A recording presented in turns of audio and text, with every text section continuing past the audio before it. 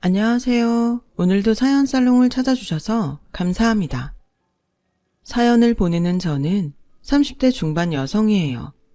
어느 바닷가의 작은 어촌 마을에서 태어나 바다와 함께 자란 저는 어부의 딸이자 바다의 딸이에요. 낡고 작은 어선 한 척에 선장인 친정 아버지를 도와서 직접 그물을 쳐 물고기도 잡고 배 위에서 밥도 짓고 즐거운 삶을 보내왔죠. 가난하고 고된 날들이었지만 그럼에도 행복할 수 있었던 이유는 바다를 너무 사랑하기 때문이에요.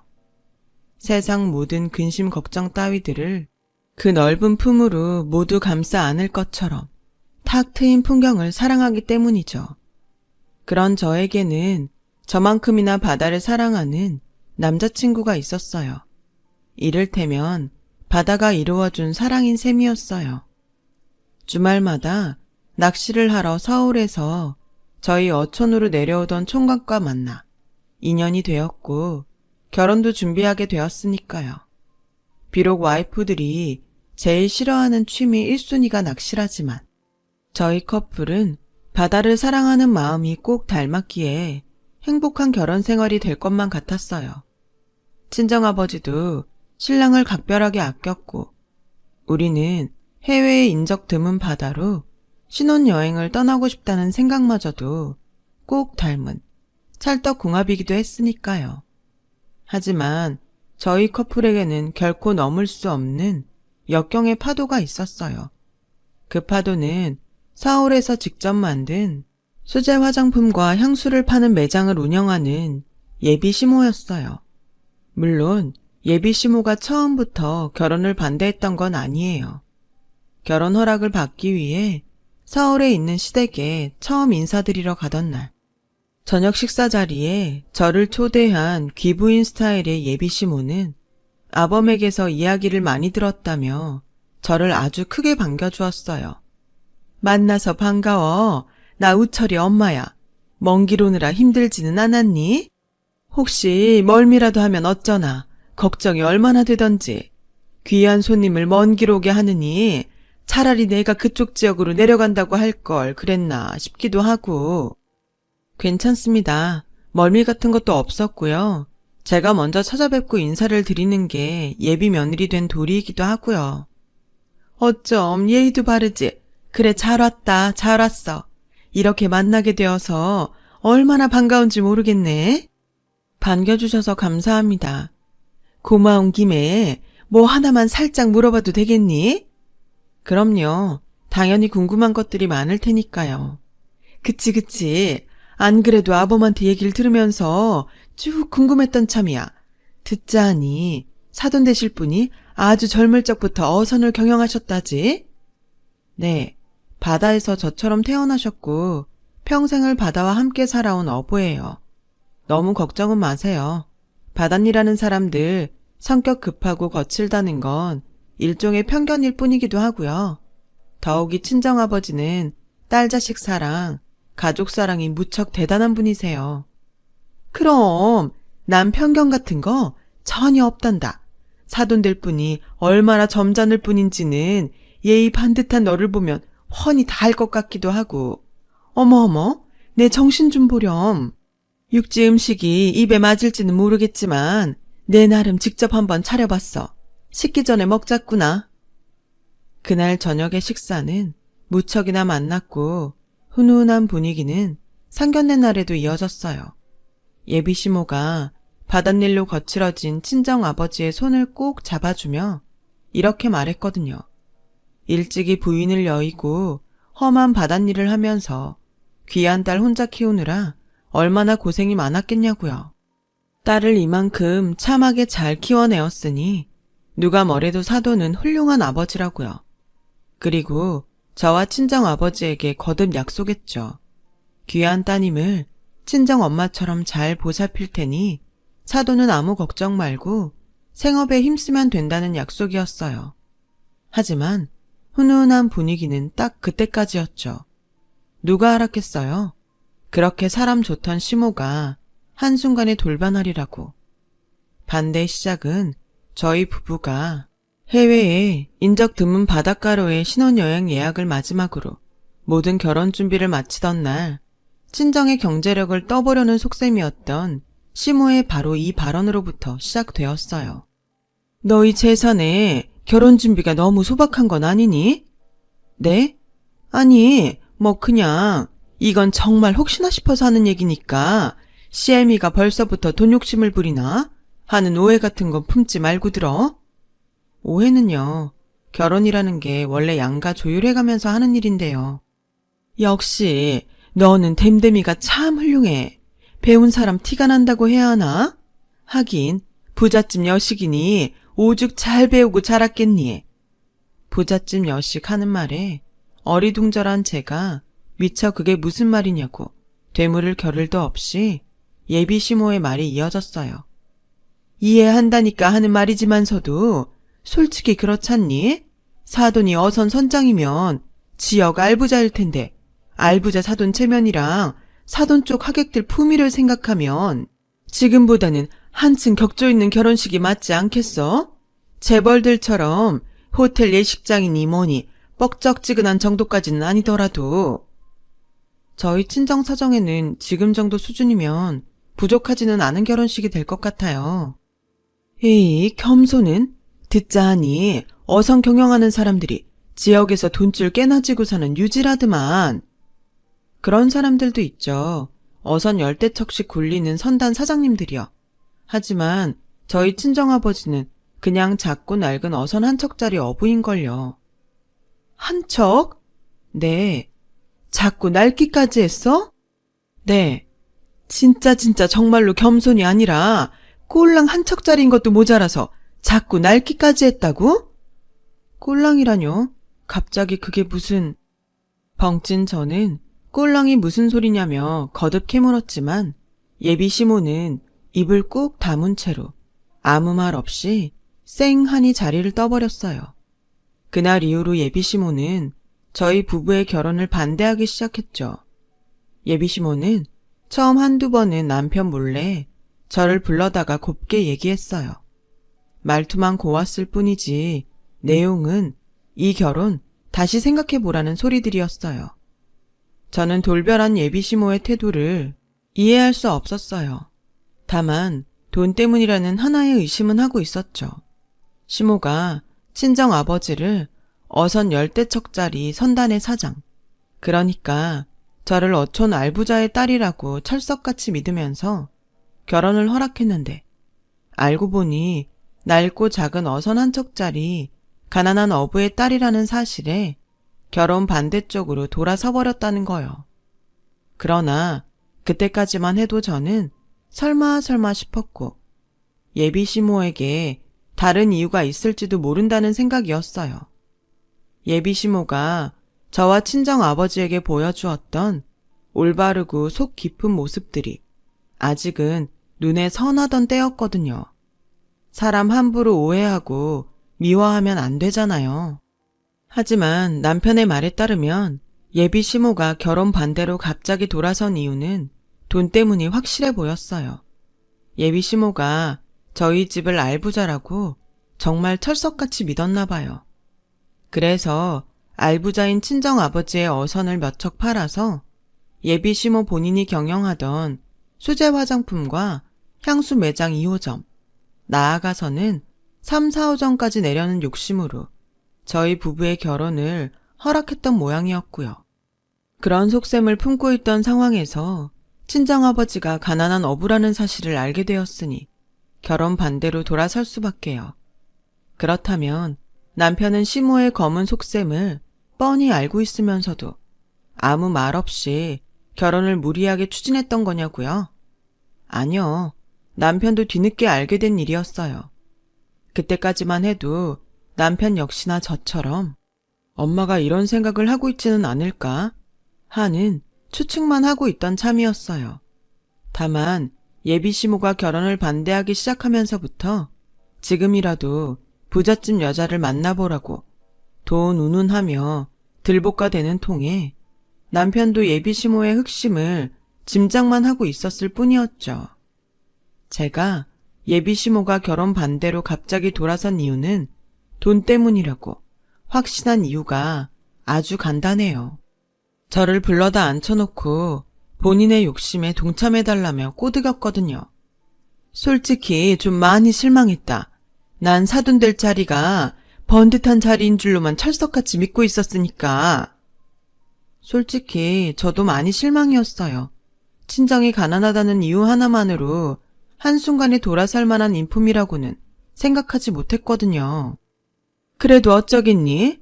벌써 청첩장도 다 돌렸겠다. 이제 와서 물을 수 있는 일도 아니고. 말로는 결혼을 다시 생각해보자고는 했지만서도 속으로는 그게 아니었어. CM이 심정 이해하지? 글쎄요, 이해하기 어려운데요. 저랑 신랑은 친정을 알부자라고 소개한 적 한 번도 없는데 혼자 알부자라고 믿었다가 혼자 크게 실망한 사람도 어머니고 혼자 결혼을 반대한다고 갑자기 돌아선 사람도 어머님이시니까요. 너무 그렇게 딱 자르지 말고 처음부터 다시 차근차근 이야기를 해보자꾸나. 처음부터요? 결혼은 양가 조율해가면서 하는 일이라며 그게 네가 했던 말이잖니? 저는 또 무슨 얘기를 하려고 이러나 생각하고 있었죠. 예비시모는 마치 본인이 언제 결혼을 반대하는 사람이었냐는 듯이 자상한 태도로 돌변해 조곤조곤 말을 이어갔어요. 어선 열대척짜리 선단의 사장이 아니면 어떠니? 자꾸 낡은 한 척일지언정 그것도 나름 재산이에요. 그렇고 말고. 그래서요. 또 무슨 말을 하시려고요? 그 한 척이라도 팔아서 보태렴? 네? 정확히 말하자면 투자지 투자. 무슨 투자를 어디다가요? 당연히 내가 경영하는 수제 화장품 향수 매장 2호점이지. 어선 한 척이 큰 돈은 아니라지만 적어도 인테리어 비용 정도는 될 수 있지 않겠니? 진심이세요? 진심이지 그럼. 우리 매장이 이래봬도 단골들이 아주 많아요. 단골들이 다들 돈 많은 사모님들이기도 하고 사돈 어선판 돈으로 2호점에 투자하면 수익금은 내가 아주 칼같이 분배하마. 분배만 해? 인센티브도 넉넉히 챙겨주고 남지 아무렴. 무슨 그런 말도 안 되는 더는 들을 필요도 없겠습니다. 그냥 가게 갈 때 가더라도 계약서에 서명은 해놓고 가지 그러니? 내 매장 2호점에 투자하겠다는 계약서. 말이 되는 소리를 좀 하세요. 한 척 있는 어선이요. 그거 친정 아버지의 평생 직장이자 유일한 생업이에요. 그렇게 소중한 어선을 어머님 욕심이나 채우자고 팔아요? 그건 아니죠. 누가 들어도 안 될 일이죠. 단칼에 거절하며 돌아선 저는 이 결혼이 선택의 기로에 놓여 있음을 직감했어요. 파혼이냐 아니면 예비시모와의 의절을 무릅쓰더라도 결혼을 감행하느냐. 어느 쪽도 저에게는 쉽지 않은 결정이었어요.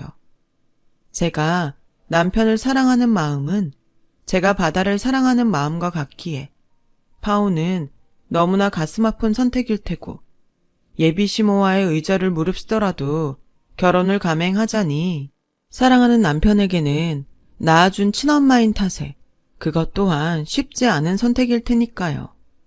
저희 친정으로부터 자기 매장 2호점을 위한 돈을 얻어낼 수 없다는 사실을 깨달은 시모는 가난한 저를 며느리로 맞이하느니 차라리 결혼을 파토내기로 작정한 모양이었어요. 그 결심은 곧장 행동으로 나타났죠. 제가 결혼에 대해 생각할 시간이 필요하다며 연락이 뜸하게 되자 이번에는 시모가 직접 차를 몰고 저희 어촌으로 찾아왔어요. 그렇게 막무가내로 찾아와 놓고 한다는 말이 좋아, 내가 졌다. 돈 같은 건 바라지도 않으마. 넌 그냥 약속 2개만 해주면 돼. 약속 딱 2개면 나도 이 결혼에 반대 없다. 또 무슨 얘기를 하려고요. 분명 신랑 통해서 생각할 시간이 필요하다고 전했을 텐데요. 그 생각 도와주려고 온 거니까 날 세우지 말고 들으렴. 사돈은 결혼식장 근처에도 오지 않았으면 싶다. 그게 내 첫 번째 조건이야. 뭐라고요? 사실이 그렇잖니. 시댁 쪽 하객들 대부분은 우리 수제 화장품 향수 매장 단골 손님들이야. 그 사모님들이 후각이 얼마나 예민한 분들인데 혼주랍시고 영 좋지 않은 향기를 달고 신부 입장을 할 수는 없잖니? 사모님들 기분도 기분이거니와 CM이랑 네 남편 될 자리 체면 생각해서라도 그 정도는 배려해 줘야지. 글쎄요. 영 좋지 않은 향기? 그게 뭔데요? 네? 뭐냐니까요? 그 질문에 예비 시모는 주변을 오가는 어민들 눈치를 쭈뼛쭈뼛 봐가며 대답을 안 하더군요. 마침 장소가 바닷가 어촌마을인 만큼 행여 단어 하나 잘못 꺼냈다가 몰매 맞고 쫓겨나지는 않을까 걱정하는 눈치였죠. 그때 사실 저는 시모가 말하는 영 좋지 않은 향기가 뭐일지 뻔히 짐작하고 있었어요. 아니나 다를까 오가는 어민들 눈치를 한참이나 살피던 예비 시모가 저에게 무척이나 조심스레 속삭였어요. 왜, 있잖니, 바다 향기? 수산시장 냄새라고 해야 하나? 뭐 그런 속삭임이었죠. 순간 자존심이 팍 상하더라고요. 이건 그냥 바닷일하는 사람들 전부를 싸잡아 무시하는 거잖아요. 더욱이 상대는 제 친정 아버지라고요. 결혼식 혼주요. 그런데 결혼식장에는 얼씬도 하지 말라니. 그게 말인지 된장인지. 참, 대답할 가치도 없다고 생각한 제가 싸늘하니 자리를 뜨려 하거나 말거나 시모는 이번에는 아주 제 얼굴 앞에 각서까지 내밀어 흔들더라고요. 얼른 지장부터 찍으렴. 결혼 3일 전부터 향수로 목욕 재개를 하겠다는 각서야. 그렇게 해야 하는 이유는 굳이 2번 얘기 안 해도 알겠지? 심지어 너는 신부잖니. 이보세요. 각서 위반 시 피해보상 조항이 제일 중요하니 꼭 읽어보니라. 대충 결혼 3일 전부터 향수로 목욕 재개를 하지 않으면 사돈의 어선을 피해보상금으로 내놓아야 한다는 조항이야. 꼭 읽어보고 반드시 명심해. 싫다면요. 그럼 난 이 결혼 못 시키지. 니깎게 뭐라고 고귀한 우리 하객들 앞에서 내가 망신까지 당해가면서 결혼을 시켜야 한다던. 어이가 없어도 이렇게 없을 수가 있을까요?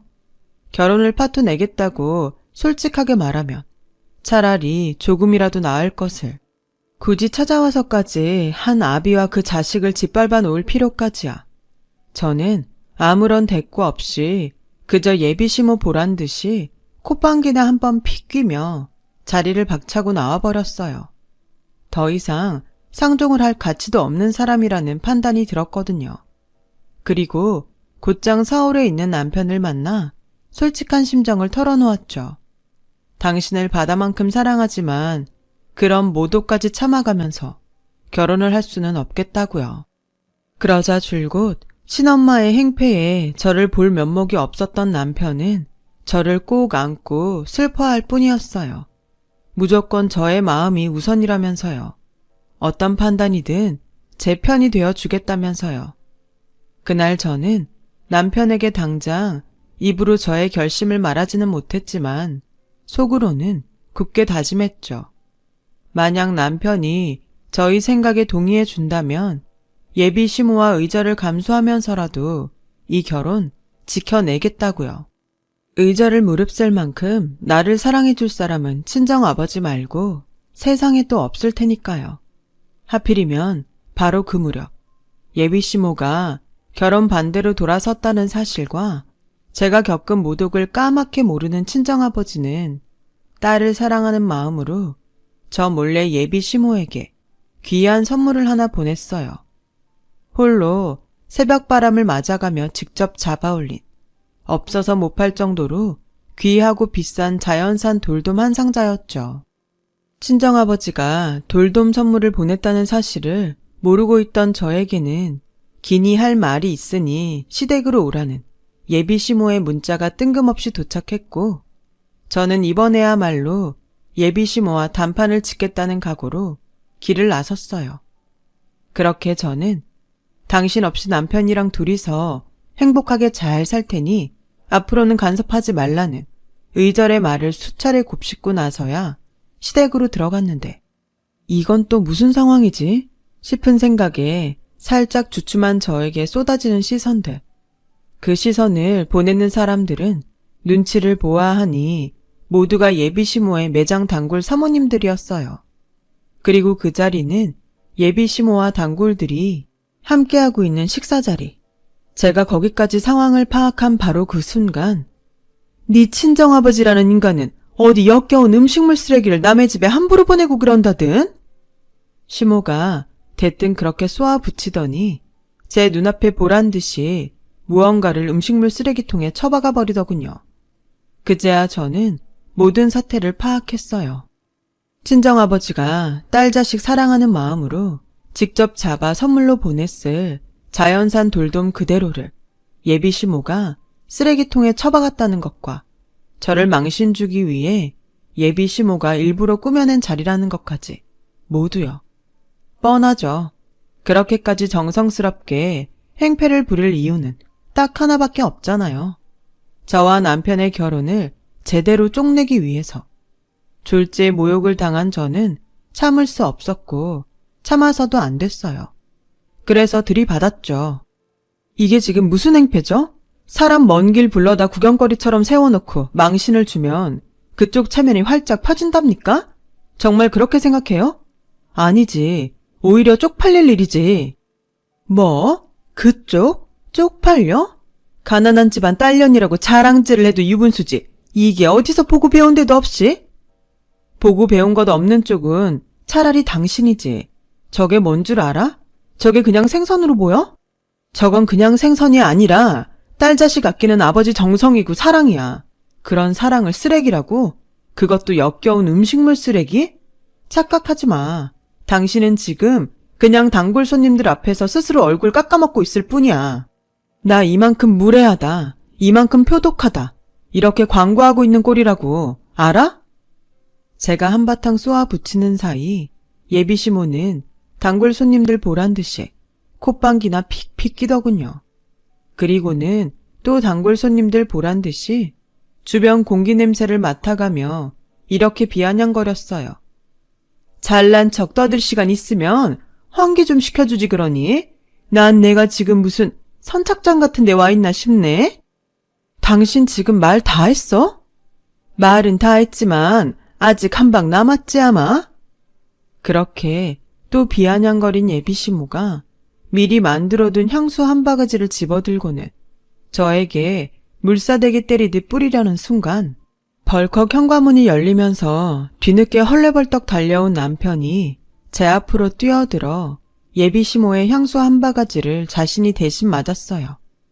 갑작스런 남편의 등장에 예비시모는 당황했고 남편은 치를 떨고 있던 저를 달래곤 그러더라고요. 이게 무슨 짓이야? 사람들까지 불러다 앉혀놓고 이게 무슨 추태냐고. 돈이 그렇게 좋아요? 아들이 사랑하는 여자 마음 짓밟아 놓아야 할 만큼 가난이 못마땅해요. 그러게 여자를 잘 골랐어야지. 어디서 꼴랑 저런 걸 며느리감이라고? 잘못을 했으면 들어가서 얌전히 반성이나 하고 있어 이놈아. 돈에 눈이 멀었어도 말은 똑바로 하자. 이 사람한테 엄마 같은 사람을 시어머니감이라고 들이민 게 진짜 내 잘못이야.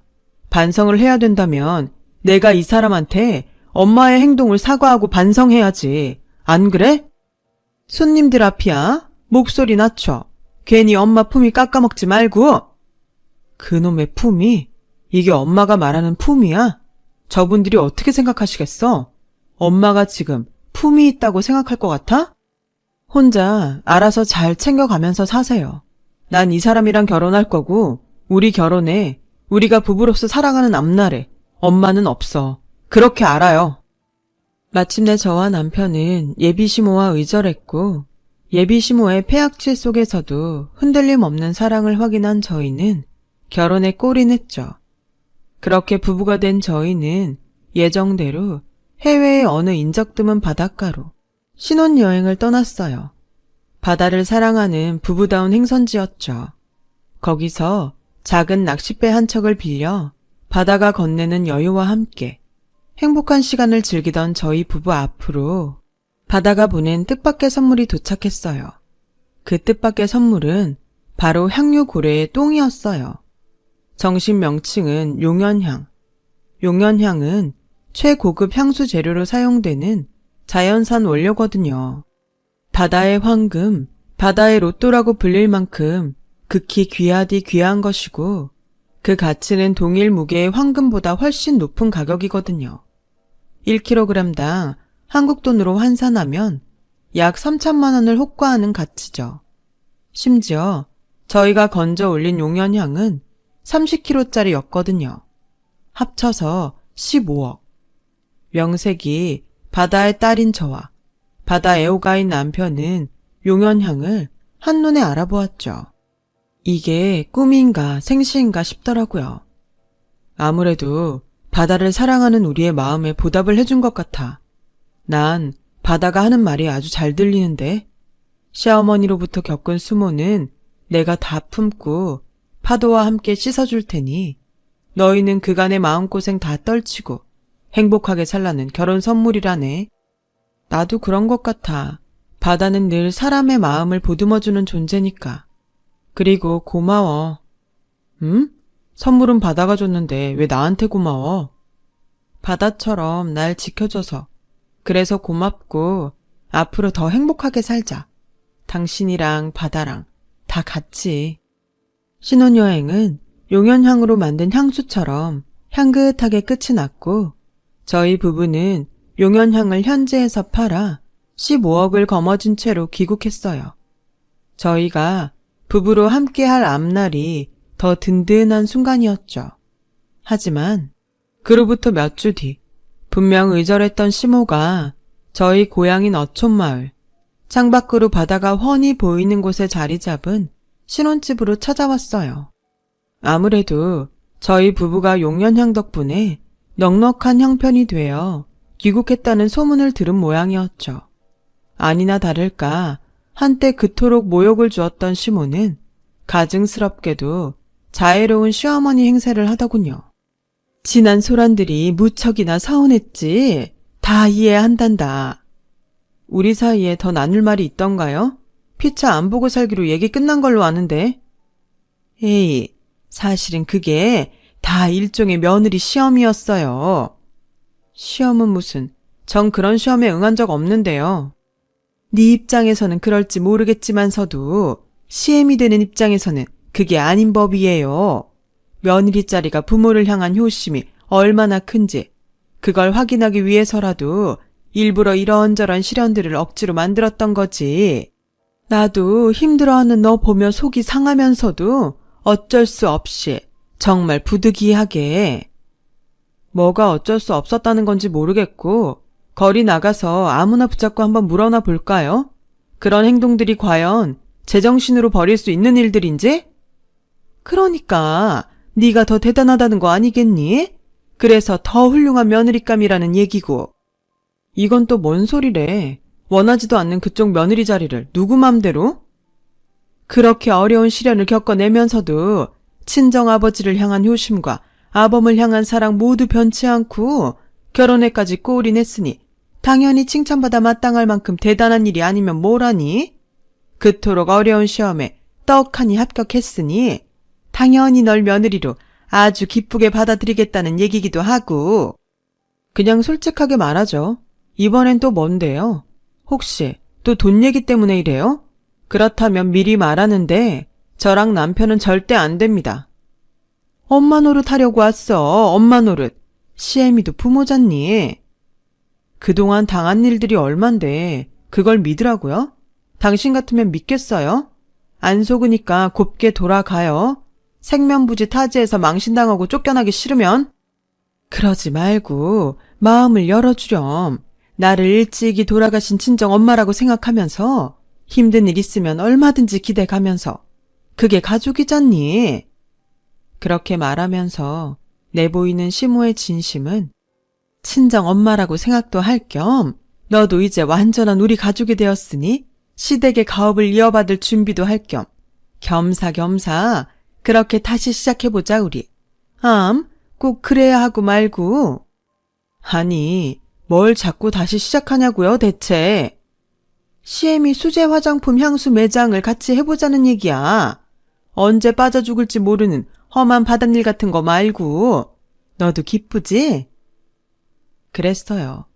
저희 부부를 찾아온 시모의 진심은 역시나 돈 때문이었죠. 저희 부부가 바다로부터 받은 선물에 욕심을 내고 있을 뿐이었어요.